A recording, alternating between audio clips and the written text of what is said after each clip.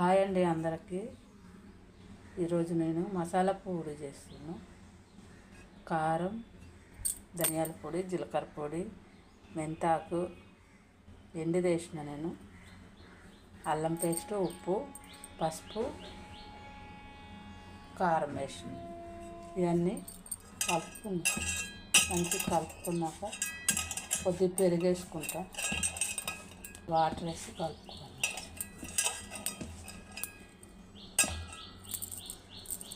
నేనే వీడియో తీసుకుంటున్నా కాబట్టి నాకు అవుతలేదు.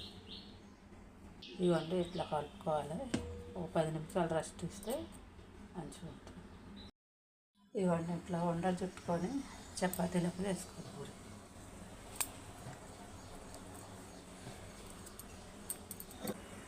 ఇట్లా చేసుకోవాలండి. కడాయి పెట్టుకొని ఆయిల్ వేసుకున్నాం. కొద్దిగా ఉప్పు వేస్తా, ఆయిల్ గుంజదు. పూరి అన్నీ ఇట్లా చేసుకున్నా, ప్లేట్లకు వేసుకున్నా. ఇవ్వండి, అయిందో లేదో నూనె వేడి అని తెలుస్తుంది. అయింది, వేడి అయింది. ఇప్పుడు పూరి వేసుకుంటాం.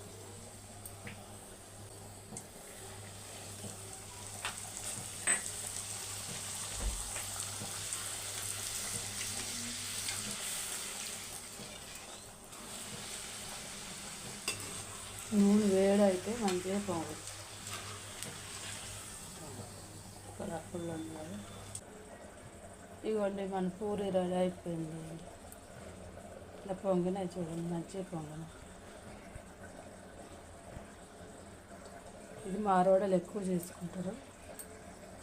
మనమైతే ఎప్పుడు నార్మల్ పూరి చేసుకుంటాం, కానీ మసాలా పూరి అయితే ఎక్కువ చేయండి.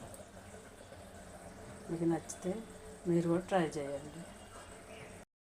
ఇవ్వండి, చికెన్తో పూరి కాంబినేషన్,